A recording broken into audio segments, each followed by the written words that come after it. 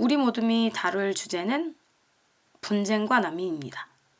이 단원을 배우면 세계에서 벌어지는 분쟁의 원인을 설명할 수 있습니다. 세계에서는 어떤 갈등이 일어나고 있을까요? 냉전 이후 세계 곳곳에서는 분쟁이 끊임없이 일어나고 있습니다. 냉전은 나중에 배울 거지만 미국과 소련을 중심으로 한 공산주의 진영과 자본주의 진영이 서로 경쟁을 했던 체제를 말해요. 분쟁은 주로 종교, 인종, 자원, 영토 등 다양한 갈등 때문에 발생하는데요. 한 국가 안에서도 민족, 종교, 사상 등이 다양한 경우 내부에서 전쟁이 일어나기도 하는데 그를 내전이라고 합니다. 우리나라의 6.25 전쟁도 내전적 성격을 가지고 있죠. 그러면 어떤 갈등이 벌어지고 있을까요? 먼저 센카쿠 갸오이더 분쟁입니다. 1894년의 청일전쟁 중 일본이 센카쿠 열도, 중국명은 갸오이다오인데요. 센카쿠 열도를 주인 없는 땅으로 여기면서 일본 영토에 강제로 편입한 이후 중국과 일본 간의 이 지역을 둘러싼 분쟁이 발생하고 있습니다. 카슈미르 분쟁. 인도가 분리 독립할 당시 이슬람교도가 대부분이던 카슈미르 지역이 인도에 강제로 편입되면서 파키스탄의 이슬람교도와 인도의 힌두교도 간의 무력 충돌이 벌어진 것입니다.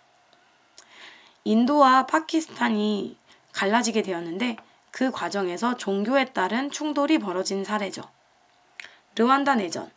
벨기에의 종족 차별 정책으로 인해 후투족과 투치족 간의 갈등이 아프리카에서 발생했는데 그 지역이 바로 르완다입니다. 이 르완다는 독립 후에도 갈등이 계속되면서 많은 사람이 희생되었고요. 코소보 분쟁.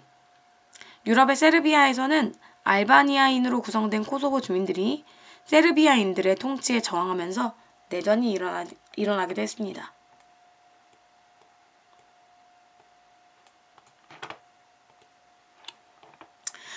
그렇다면 난민은 어떠한 사람들일까요? 난민이란 전쟁이나 정치, 종교, 사상적인 박해는 괴롭힘입니다. 를 피해 다른 지역으로 이주하는 사람들을 가리킵니다.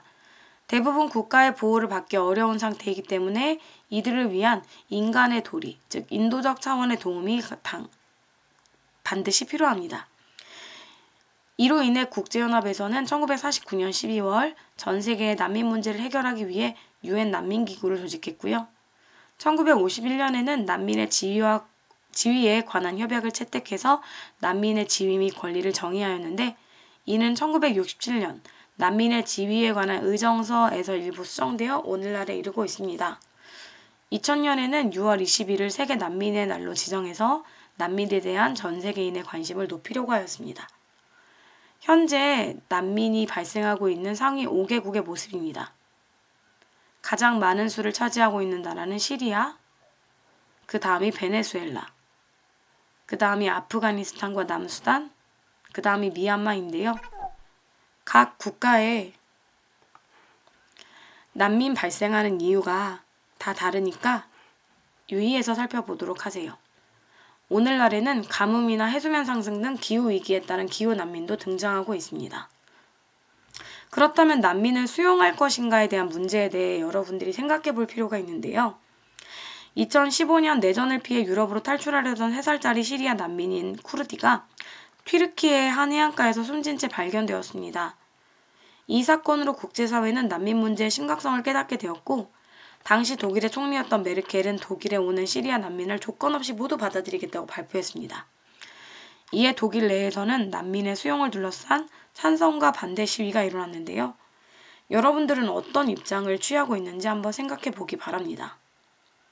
인도주의적인 차원에서는 찬성을 하는 게 맞겠지만 사실 내 집 옆에 난민들이 들어온다면 모두가 반길 수 있을까요? 그런 현실적인 문제가 존재합니다.